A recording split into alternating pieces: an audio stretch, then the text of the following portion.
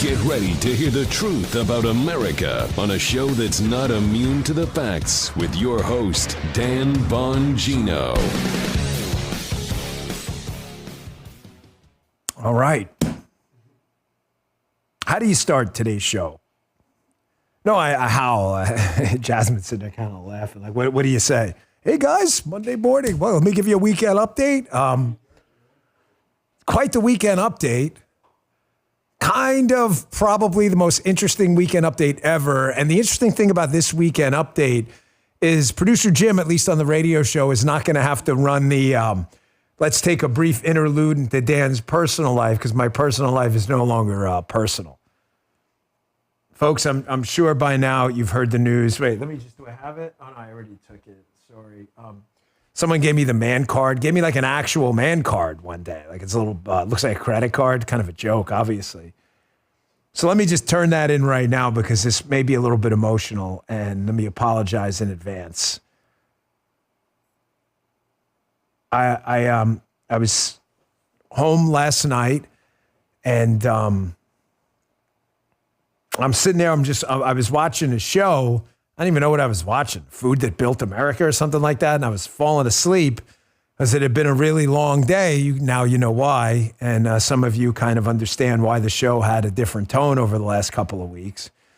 And I got a call from the president, and he couldn't have been nicer. And I obviously keep the contents of it between us, but I think you get the gist about what it was about. And kind of broke down a bit because it was, this is now real. So President, Attorney General Bondi, and now Director, gosh, that sounds good to say, FBI Director Akash Patel offered this role, a role I expressed an interest in. And ladies and gentlemen,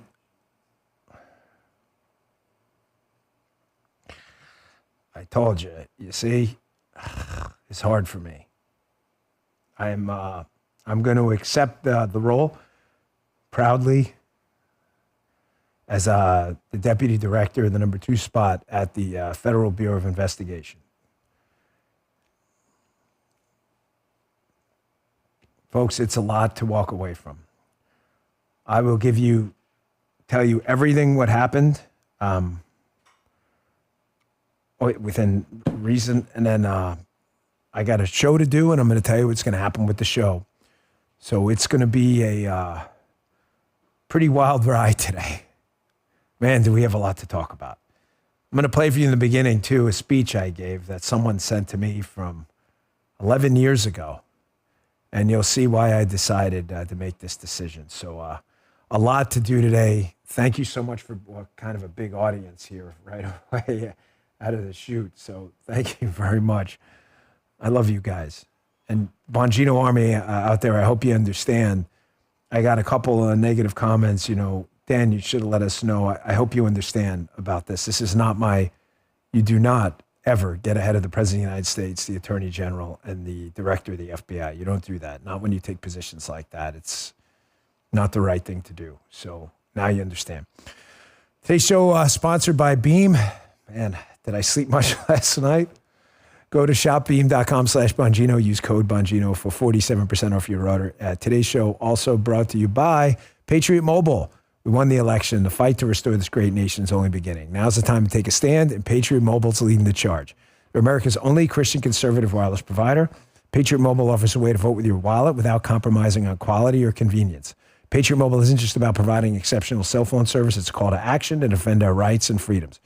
With Patriot Mobile, you'll get outstanding nationwide coverage because they operate on all 3 major networks. If you have cell phone service today, you can get cell phone service with Patriot Mobile with a coverage guarantee. But the difference is, every dollar you spend with Patriot Mobile supports a company that believes in the First and Second Amendments, the sanctity of life, our veterans, and first responders. Switching's easy. Keep your number, keep your phone, or upgrade. Their 100% U.S.-based customer support team will help you find the perfect plan. So right now, go to patriotmobile.com/Dan or call 972-PATRIOT and get a free month of service with promo code Dan. Switch to Patriot Mobile today and defend freedom with every call and text you make. Visit patriotmobile.com/Dan or call 972-PATRIOT. All right, fellas. Little bell for me. I want to play this for you first because the Bongino Army out there and all of our supporters, you guys and ladies out there have been amazing. And one of you sent this to me, and a friend of mine sent it to me as well. And I gave this speech at the Heritage Foundation 11 years ago. And it was about good people stepping up. Not just me. It's not about me. It's about a bigger vision. I want you to listen. It's about a minute and a half of it, but it's worth your time. Check this out. We can fix it, though, folks. And I think it's going to take some good, passionate people going forward. And I think it's going to take more people to speak out. I think right now there's a crisis of internal leadership. I think people during a recession are afraid to leave. But I speak to people all the time on my cell phone, on the inside, who are just as frustrated as I am, whether from the military or anywhere else. And I think it's going to take just a tidal wave of people speaking out to really create some effective change.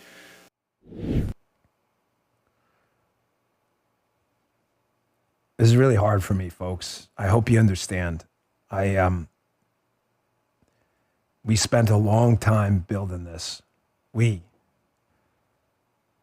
my wife, Guy, Michael, Justin, Jasmine, Evita. My wife and I started doing this show, and it started in a basement. It was me, Joe, and Paula. That was it. We started doing the show, and Paula was putting together show clips for me. We never expected it to become this massive live stream and podcast and radio show. We never expected it. I knew you guys were going to be there for us. So to walk away from it,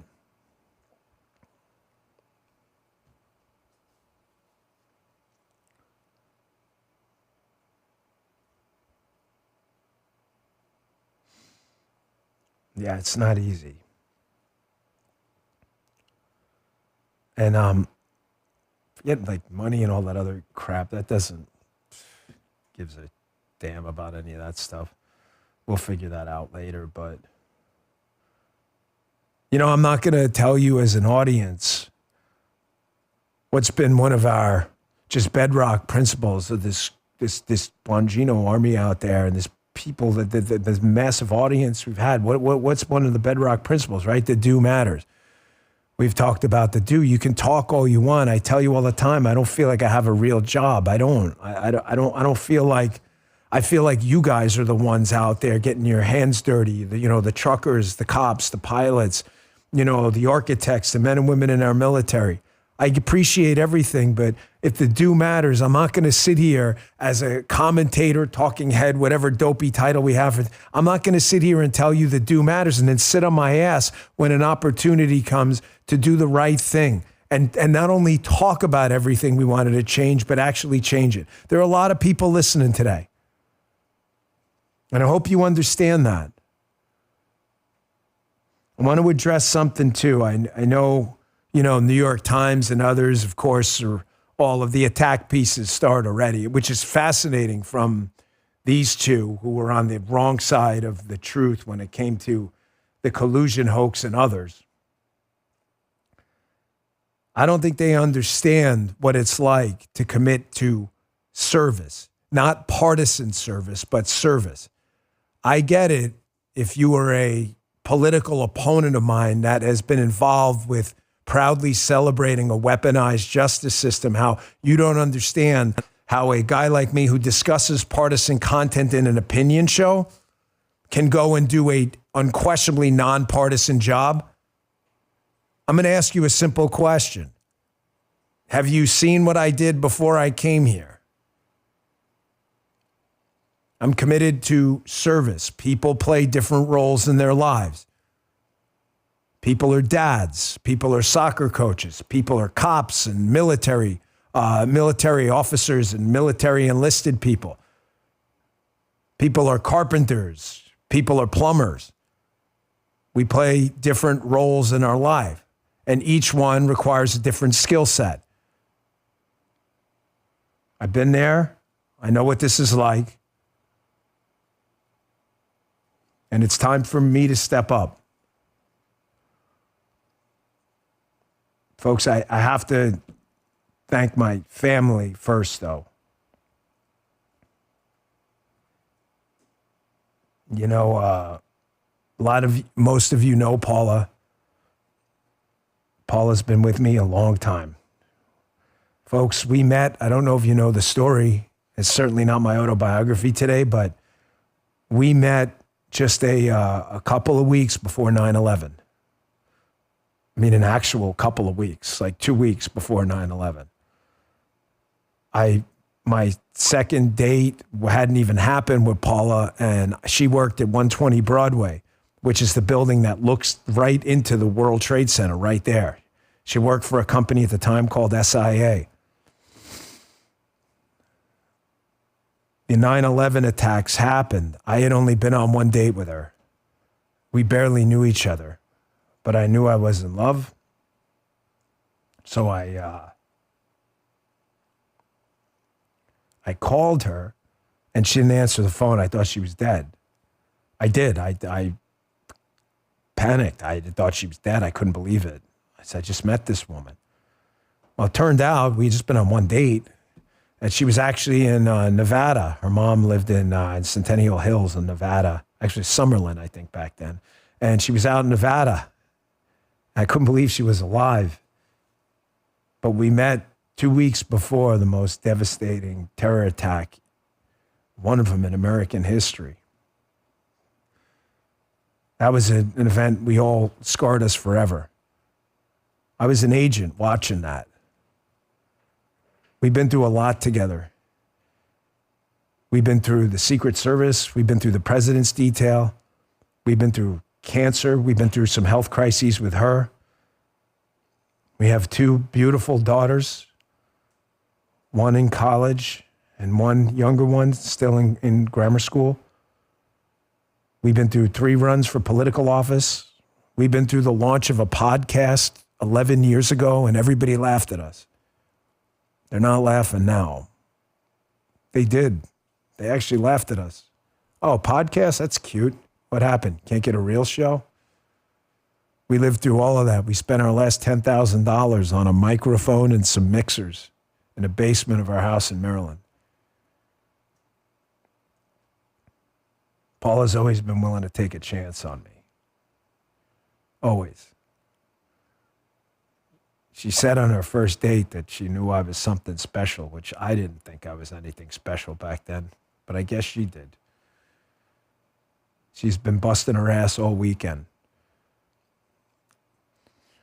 Why? Because there's going to be a major transition. It's not going to be the last show, but we've only got a few more left with you. So obviously we're going to be working with a team of people to make this transition from me, political commentator Dan, to deputy director of the FBI Dan. Those are different roles, require different skills. Skills I have and have used before and I plan to use again. It's going to hurt to leave you. I'll discuss over the course of the coming days. I'll be with you for a little bit longer on radio and on my show. I will discuss exactly what's going to happen. It's not going to impact Vita or Haley's content at all. My wife has been running the business for a long time. I don't get involved with the business at all. I do the talking. But I want to ask you, who's next? Who's next? This isn't just about me, folks. The do matters. Who's next? You know, I said last week, and a couple of media critics commented, I said, we're all going to have to take it on the chin a little bit. Now, do you see what I meant? I never got in this for the money or notoriety. Listen, I enjoy making money and that I can impact people's lives and that people come out and say nice things to me as much as the next guy. But if you think that's why I got involved in this, running as a Republican in deep blue Maryland, my life of activism and my time in the Secret Service, if you think I get into the Secret Service to get rich, and you don't know me and you haven't seen the government salary scale. But I am going in this clear-eyed. Vision of President Trump, Attorney General Bondi, and Director Patel I am going to do my job to implement that vision. And I can tell you right now, we are going to try our best. Every single thing I have in me, every single strand of DNA cell in my body is going to be dedicated towards keeping this homeland safe, no matter what. No matter what, that's my job. We're going to reestablish faith in this institution. And the good people there doing their job, hitting the streets, developing sources. We'll have your back.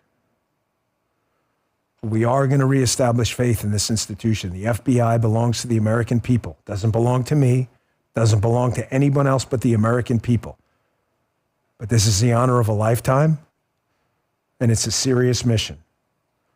And I plan on implementing that vision.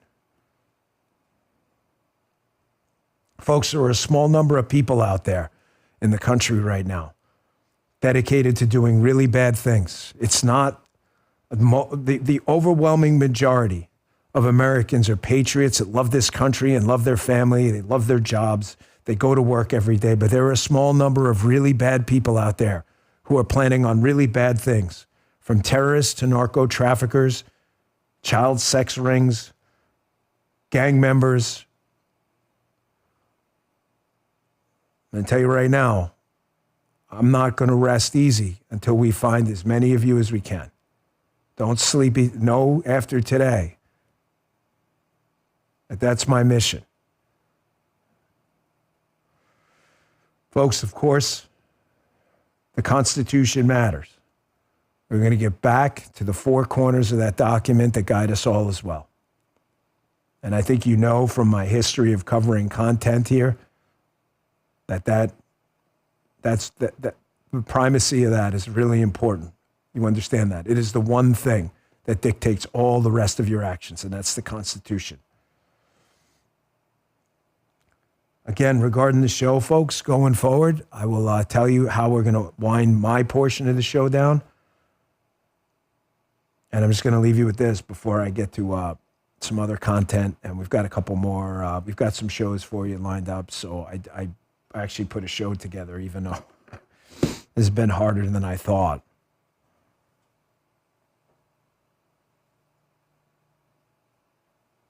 I didn't plan on this. I didn't plan on a lot of things. But I want you to know it is the honor of my lifetime. And I hope I'm making a plea to you all personally. I hope you're not angry or upset at me for making this decision. I knew it was the right thing to do, but there is a big cost, and I understand that. There's a chance when the mission's over that you guys all disappear and go somewhere else. I'm not going to lie to you, it's been on my mind for a long time. I hope not. I love you guys, but this is a mission I can't say no to.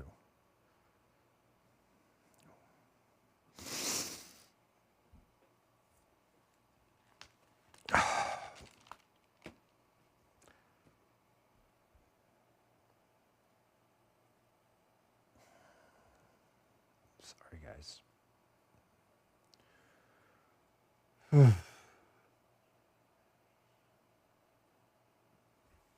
JL Subs.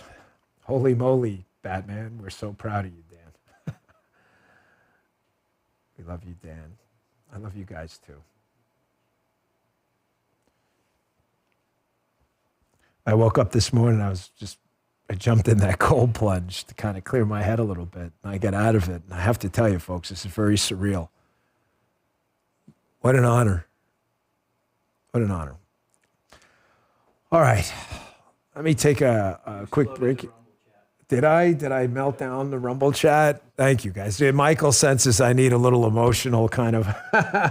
Hold on. Let me take a sip of water here.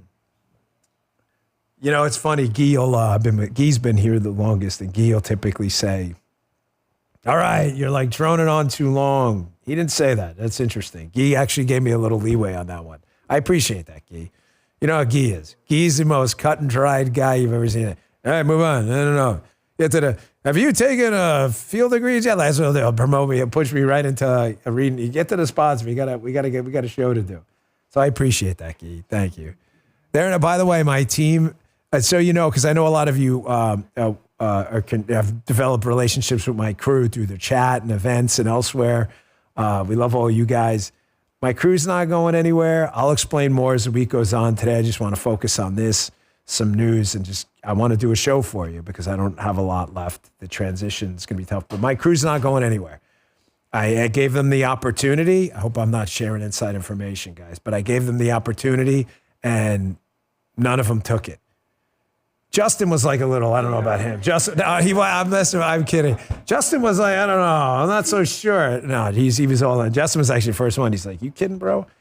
We're going to make this, we're going to work with Paula from now on. And it's probably a pretty easy transition because there isn't a transition. Paula's always run the place anyway. She has been the mastermind. I'm just the content guy. So thank you, guys. All right, let me take a quick break, and then we'll get to the show. So I told you be there, opening thing. Hey, schedule's gotten crazy lately, especially over the past 2 weeks. I am a big fan of life hacks. You know I love to stay healthy. I've shown you my blood work over and over. Field of Greens, a delicious glass of Field of Greens daily is nutritional armor for your body. Each fruit and vegetable was doctor selected for a specific health benefit. There's a heart health group, lung and kidney groups, metabolism, even healthy weight. I love the energy I get with it, but most of all, I love the confidence I have. If I get a cheat day or something, you fall off your diet, can enjoy it guilt-free because Field of Greens, it's the nutrition my body needs daily. Only Field of Greens makes you the better health promise. Your doctor will take notice of your improved health or your money back. So let's get you started with a special discount.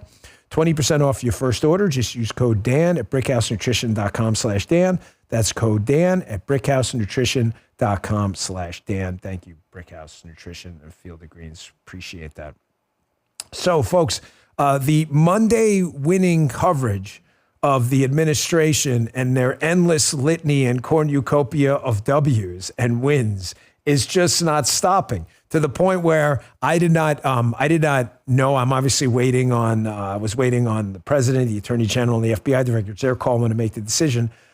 So, the specific timeline, you have an idea, but I did not know. So I'm still putting together a show this weekend, and the winning, I hope, most of you out there, I would guess, if you're listening to the show, you probably think this is a win. I appreciate it. It certainly was a win for me, and the fact that this is something I'm really looking forward to. But that we're not the only ones, folks. Mark Penn, who's a Democrat pollster, I don't care what you're hearing about the public polling. The public polling, people can cherry pick polls all they want. For every poll you tell me, well, voters are dissatisfied with this, and I've seen this all the time, you can pick another poll that voters are mostly liking what they're seeing. How do we know that? Because Mark Penn in a tweet put out those literal words. Voters are mostly, he's a Democrat pollster, are liking what they see in the first month of the new presidency. 57-43, voters say Trump's doing a better job than Biden in an advanced look at a poll coming out on Monday. Job approvals at 52, but closing the border, cutting waste are hugely popular. So is resetting merit as the prime hiring and contracting principle. They don't agree with everything being done. He cites the Gulf of America, which I haven't heard anybody really complaining about, but people feel much better about the direction of the country and the economy. It's Democrats are cratering down to 36% approval. It's going to be a big problem from them, obviously, moving forward.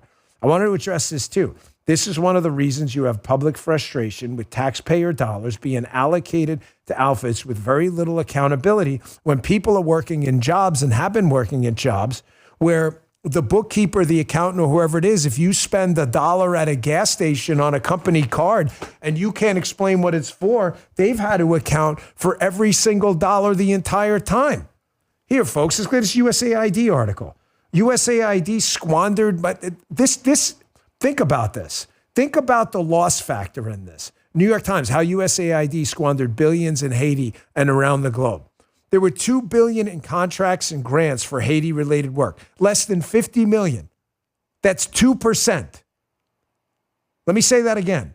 2% of the $2 billion that was supposed to go to Haiti went to Haitian organizations or firms. Even went to the firms. By comparison, $1.3 billion, 56%, has gone to firms located in or near the U.S. Capitol. Little wonder USAID is so threatened by the sudden scrutiny. Folks, there is a problem with third-party spending. If I've highlighted it once, I've highlighted it 1,000 times on this show. Milton Friedman has discussed this often. When the government takes taxpayer dollars from its citizens and spends money not even on itself, but on other people most of the time, on programs and giveaways and USAID. The cost or the quality don't matter. The cost doesn't matter because you're not buying anything with your money. So why would you care about the cost? But here's the kicker. The quality doesn't matter either because a large portion of the time you're not even buying anything for yourself. And when I say yourself, I mean, say waste in the Pentagon. No, they're buying things for themselves. No, they're not there. It's not for them. It's for a military unit or something. It's not even for them. So not only you have a cost problem, but you have a quality problem as well. If you've not seen this Milton Friedman clip, we've been doing this show 11 years. You see, I can't even mention that. I'm gonna melt every time I say. I cannot believe we've been doing this 11 years. I cannot believe we've been doing this 11 years. If you've been watching all 11 years, you've seen this clip before by Friedman. It's worth your time. Check this out. Well, you can spend your own money on yourself. And when you spend your own money on yourself, you're very careful of what you spend it on, and you make sure that you get the most for your dollar. You can spend your own money on somebody else. You give gifts to other people. You take people out to dinner. And when you spend your own money on somebody else, you're very careful that you don't spend too much. You try to keep down the amount you spend. But you don't worry very much about what the other fellow's getting from it. You don't pay anything like as much attention to the gifts you buy for other people as to the things you buy for yourself. Or you can spend somebody else's money, as when you're spending the government's money.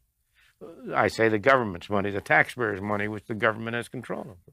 Now you're spending somebody else's money. Let's say you're spending your boss's money. You're out to lunch on an expense account, but you're spending it on yourself. You're very careful that you get good things for your money. You try to have a good lunch and pick the right things, but you're not very much worried about whether you get the cheapest. Spend all you want, and you'll be careless. Now, what happens when you spend somebody else's money on somebody else? You're a distributor of welfare funds. Well, you're interested in making your own life as good as you can. And most people have humane instincts and want to do the best they can, but you're not going to be anything like as careful in spending somebody else's money on somebody else. So there are 4 ways in which you can spend money. Folks, that's one of the most important clips you will ever see about why there is a specific level of unaccountability that exists not solely in government, but you have a persistent problem in government because it's other people's money spent on other people. That's a hard thing to get over. That's why when you're in government, you have to hire the best of the best of the best of the best because you have to get over that natural impulse because it's not your money and you're not even spending it on anyone else. That's where you get clips like this. I was watching this clip this weekend going through some show preparation material. And I saw the CNN clip pop up, and they're talking about spending as if it's their money. Like, hey, listen, there's a Sesame Street program in Iraq. And don't laugh, by the way. That's actually what this video is about. But there's this really valuable Sesame Street program in Iraq that, terrorists may watch instead of terrorist material. So, okay. Well, what about that money back in the United States that had to come from people who had to pay it, who could have kept that in their business? Watch this clip from CNN. You'll see what I mean. And I'm going to play for you I'm going to show you a clip from the Wall Street Journal about this just amazing first month of Donald Trump and how this has hit. The winning has just caught everybody by surprise. Check this out. Okay. I'm going to get to the economics. Come on. I gave you a chance for a great sound bite. You got, and those soft power exercises make for great sound bites. But when you drill down, for example, on Sesame Street in Iraq, they often make sense. Joseph Nye from Harvard, who gets credited with the coinage of the word soft power, you'd rather spend on that than bullets. But wait, you want to talk about there was a terrorist attack in Iraq last month that killed 40 people. It's clearly not working. Soft power and Sesame Street are not working. If there are terrorists, we need to kill the terrorists. We don't need to fund Big Bird and Elmo. You probably feel like I do, that it's really hard to believe that a country that as great as America, that's $30+ trillion in debt. Do you have any comprehension of how big of a number that is in comparison to what we're talking about? The value grossly of every single thing we produce and then some. And we're discussing Sesame Street programs in Iraq. Folks, there's an opportunity cost to every dollar spent on things that don't focus on specific core functions of the United States government. That this is a serious argument on cable television is tough to take. I've got a piece coming up for you next where it's starting to hit, even with some people who are not big fans of the Trump agenda on the political front early, who are starting to realize that there's a couple key components from this, what's happening right now. The first month. It hasn't even been, first 100 days, but it's a month of the first 100 days. That number one, the gold standard for action has now been set by President Trump. Folks, any other president, Republican or candidly Democrat too, is going to be expected to make big, bold change. Republicans in the past have kind of eased into it. You get the first 100 days, you get a couple EOs here and there, but there's been nothing like this. And second, the do matters. Well, I'd say second, the do matters because President Trump has done it, and he's even invited some court challenges that could, I don't want to say redefine the presidency, because the courts and others have redefined the presidency. The presidency was laid out in Article 2 of the Constitution, and we've gotten away from that. If the president can't fire people, then who can? Quick break, and I'll show you what I mean. An interesting piece by Kim Strassel. I've enjoyed her commentary. But let's be honest, a lot of these people aren't huge MAGA people, which is fine. Like I said, I read their content, and I like to see what everybody's thinking. Folks, they want you to believe inflation is just an accident. But is it? Every time inflation spikes, your savings could shrink, your paycheck buys less, and just about everything from groceries to gas gets more expensive. But is this just a coincidence, or is it the Federal Reserve policy at work? You need to check out Playing with Fire, Money, Banking, and the Federal Reserve, a powerful new documentary from the Mises Institute. It examines how the Fed can manipulate money, fuel economic crashes, and enrich the elites at the expense of everyday Americans. For decades, the Mises Institute's been calling out the dangers of reckless government spending and the Fed's destructive policies, warning about the 2008 crash and skyrocketing inflation long before the mainstream media admitted there was a problem. It's a must-watch film the establishment doesn't want you to see. And right now, when you visit Mises.org/Bongino by May 31st, 2025, you can also claim a free copy of What Has Government Done to Our Money, a classic book exposing how government mismanagement of money could be robbing you of your financial freedom. So don't wait. Go to Mises.org/Bongino now, watch the film, and claim your free book while supplies last. That's MISES, Mises.org/Bongino. And last sponsor today. During tax season, your sensitive info does a lot of traveling to places you can't control, stopping off at payroll, your accountant or taxpayer, and countless other data centers on its way to the IRS. Any of them can expose you to identity theft because they all have the info on your W-2, just a ticket for criminals to steal your identity. No wonder the IRS reported that tax fraud due to identity theft went up 20% last year. You need LifeLock. It monitors millions of data points per second and alert you to threats you could miss. If your identity is stolen, LifeLock's U.S.-based restoration specialist will fix it, backed by the $1 million protection package. And restoration is guaranteed or your money back. So don't let identity thieves take you for a ride. Get LifeLock protection for tax season and beyond. So join now and save up to 40% off your first year. Call 1-800-LifeLock, use promo code Bongino, or go to lifelock.com/Bongino for 40% off. Terms apply. Back to the show. This is what I was talking about from Kim Strassel. What stood out in Trump's first month? And it's a series of comments from their opinion staff on this. And again, these aren't big MAGA people at all over there. They've actually been very critical of a lot of the Trump agenda. And, that's fine. Do your thing. You're certainly in a constitutional republic where you have freedom of the press and freedom of speech. You can have whatever opinion you want. I bring this up because for them to acknowledge the success of this first month, this is a bold new world of Republican presidencies where a standard's been set. Kim Strassel notes the president's public events tend towards the rambling. He's discursive, but that's how he is.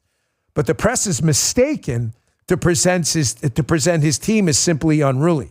She says, consider this. A month in, the administration has a nearly full complement of confirmed cabinet heads. The border's under control. Criminals are being deported. The White House has issued nearly 80 executive orders targeting energy restrictions and bureaucracy, DEI, transgenderism, and censorship. It's dismantling Biden-era regulations and shutting down entire programs. The president's met with many foreign leaders and withdrawn from global entities. Congress is progressing on the president's tax reform. As I said before, there are two takeaways from this. You need to tattoo on your brain that are going to set the standard for Republican presidents going forward. Democrats may expect the same from a future Democratic president, but now I'm talking about the Republican side. The Republican side, they've generally kind of eased into the presidency a bit. There's always the 100-day agenda, but let's be candid. Even Kim Strassel's noting there's never been anything like that. So it now sets a standard in the future that if you campaign on something, but come on, most people don't take a lot of campaign promises from politicians seriously. It's sad, but it's true. You are now going to be expected in the first few months and first 2 years of your presidency until the midterms to get this stuff done and get it done quickly because Donald Trump has set a different standard for action. But second, which I brought up before the break, another important point. They're inviting a lot of court challenges, which is important because the presidency has been redefined away from the Article 2 role of the founders, that they laid it out in the four corners of the document. It's not hard. We have an executive. We have an executive whose role is laid out by the Constitution, who's had pounds of flesh taken away from them. Their power's been neutered. Independent agencies, bureaucrats acting as if they're the executive. I ask you this very simple question. And I ask the courts too, if the chief executive of the United States and our commander-in-chief of the military cannot remove personnel under him for reasons he lays out and we've done now, you've seen with the Doge, then who can? Are you telling me that the government bureaucracy is immune from accountability elsewhere? Let me ask you this. I get it. Congress, you have Article 1, obviously Article 2, Article 3, you have the courts. Congressional staffers, for those who dispute this on the Democrat side, and you dispute it from the legislative branch, and you're saying as a congressman, the president can't do this. Can you fire staffers in your office? Well, of course I can. Well, if you can fire staffers in your office, then how is it that the Article 2 presidency, where everyone is a subordinate to the one nationally elected figure, the president of the United States, if he can't fire him, then who can? You're a separate branch of government. You don't work in the executive branch. None of it was meant to work this way. And, I had Ned Ryan on last week on my radio show. And Ned brought up an interesting point regarding TROs, temporary restraining orders that are, national injunctions. Are you telling me that one judge on the Supreme Court, the most powerful judges in the country, can't do what a local district court can and by himself stopping legal action? Folks, the government was never meant to work this way. There has to be accountability. Working American people live with this kind of accountability every day.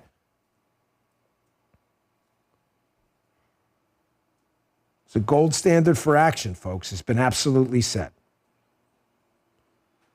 Let me get back to the beginning of the show.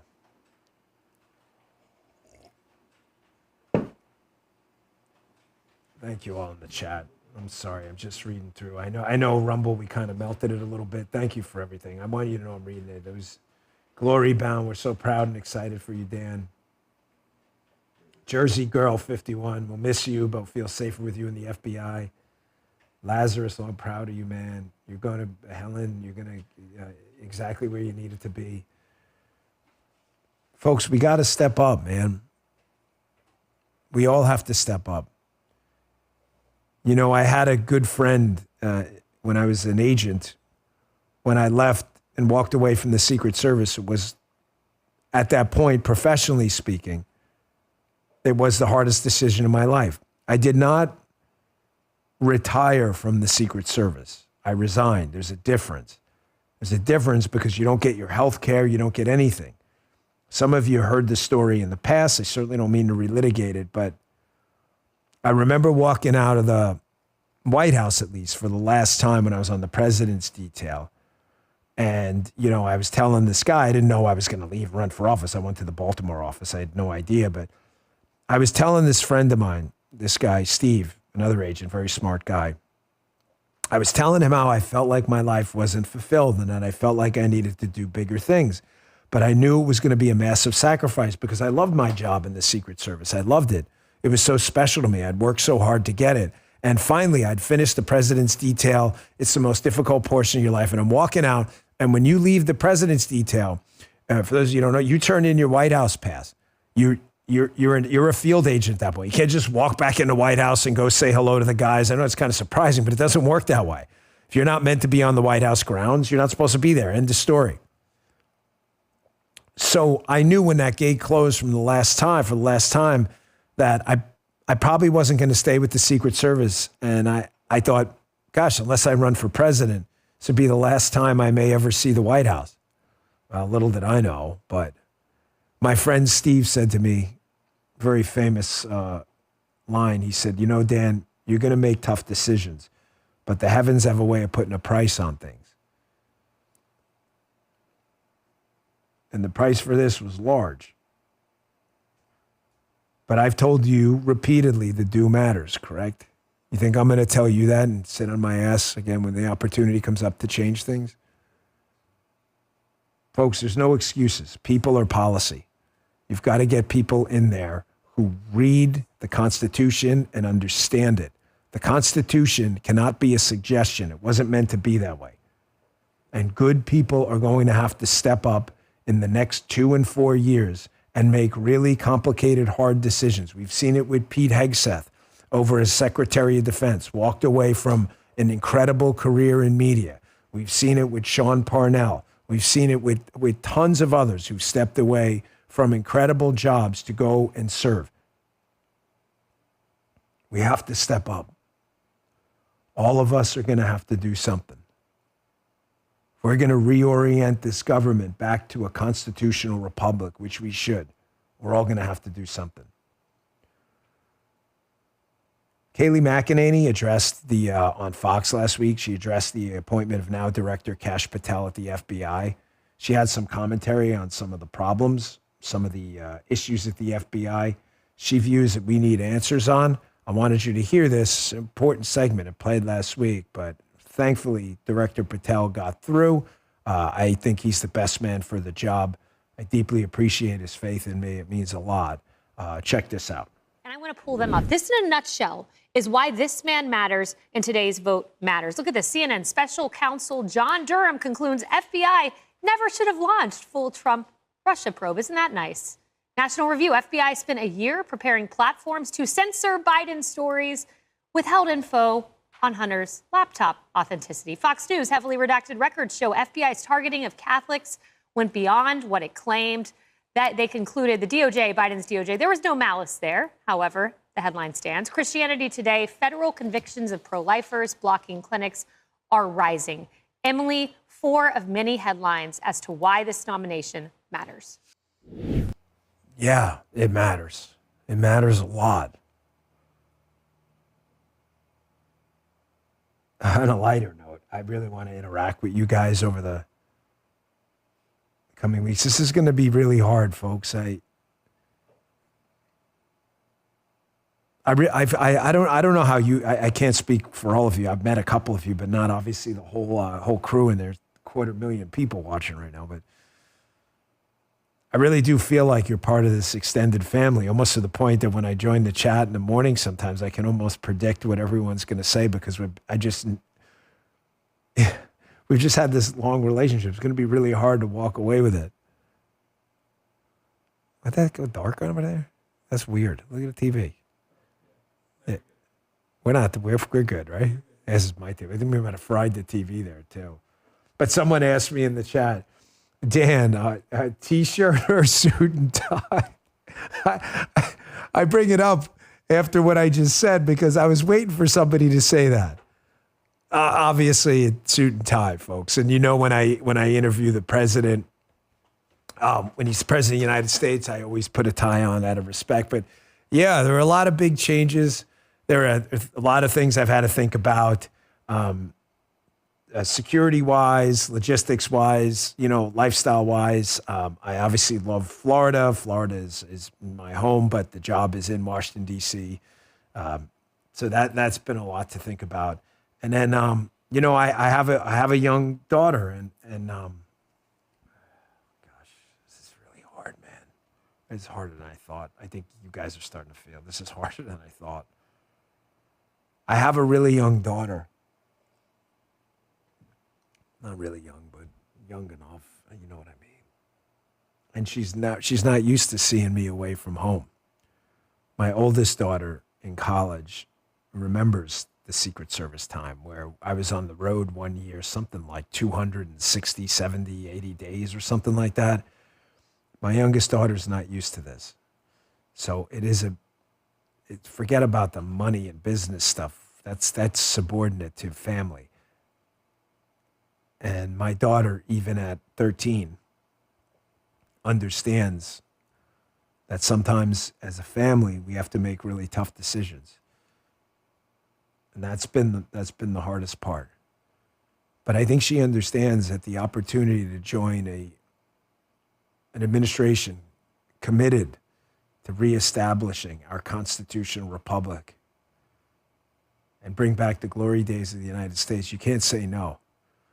Folks, there's a lot of talented people in this administration. I'm glad to be a small piece of it in the weeks and months. It's going to be a long process.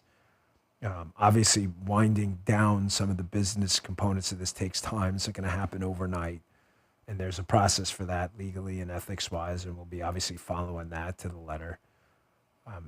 But it's going to be a long road. But you have people like this in there, too. First, I want to congratulate, and this means a lot to me, I want to congratulate Laura Trump. Laura Trump has the 9 o'clock weekend show now on Fox on Saturday, a spot I'm very familiar with. A lot of you watched Unfiltered. We were in that spot. It's a great spot. A lot of patriots watch news television on Saturday night. The ratings, I'm sure, are going to be insane for her. She had a great lineup of people. And she had a Director of National Intelligence, DNI, Tulsi Gabbard on. And I want you to listen to this, folks. This administration is clear-eyed on what the threats to the homeland are. Remember, you're going to get in positions like this. Everybody knows. You keep the homeland safe. Keep the homeland safe. Check this out. Joe Biden once said that white supremacy was the single greatest terrorist threat to our homeland. What do you feel is the greatest threat to the American people's safety? We look at the last 4 years of open borders, where we had tens of millions of people come across our borders, many of whom we don't know who they are or what their intentions are. And very specifically, the threat of radical Islamist terrorism here within our country is higher than it's ever been before, not only because of President Biden's open borders, but because of his and his administration's fear of being called Islamophobes. They took their attention and our resources away from that threat and once again pointed it at our fellow Americans. This administration is clear-eyed on threats to this homeland. Clear-eyed. And the people they have in charge right now, FBI Director Patel, DNI Tulsi Gabbard, Secretary of Defense Pete Hegseth, CIA Director Ratcliffe, Deputy Director Michael Ellis. They're very clear-eyed on what the threat is. Folks, I'm going to tell you what I said in the beginning, and I'm going to leave it here because this has been a lot for me today, and I really deeply appreciate your support. It's not going to be the last show. We'll be winding it down. There are not a lot left. I will let you know a date soon. It'll be sooner rather than later. And I'll have some announcements about how we're going to transition the business for you tomorrow, so please don't miss tomorrow's show. I'll be on the radio today as well. But the people they've selected are clear-eyed on this threat. And it's the honor of a lifetime to be able to sit at the table with them. I hope you understand why I made the decision I made. Thank you guys for being here. I'm sorry if I promise you I'm elated about this opportunity. I just don't want to pretend that I'm elated about losing you guys and stepping away for a bit to do this mission. And I really hope you guys understand. I got very few people, very few negative comments, but some were a little upset. And I hope you understand why I made the decision I made. You don't turn an opportunity like that down. So thank you, President Trump, Attorney General Bondi, and Director Patel. And again, throughout the week, I'll be giving you more detailed plans about how we're going to transition from business to back into government. It'll make sense, I promise you. Thank you, guys. I really appreciate it. I'll see you on the radio show in a little bit, and back here tomorrow at 11 a.m. See you then. You just heard The Dan Bongino Show. We've been seeing people float you as the next FBI director. Would you do it? Would I do it? Only if President Trump personally wanted it. Oh, him, if he wanted it. I've never envisioned myself going back in government again, ever. Like, ever, ever, ever. I can't say that enough. Repeating decimal, right? But, you know, there comes a time where I wouldn't even take a salary for this stuff. There comes a time where, you know, your country matters more. And I never got in this stuff for the money or the glory or any crap like that. It just happened. And, yeah, it's just, I'm honored that people think that. But, yeah, I'm kind of flattered. If he called, I'd have to consider anything.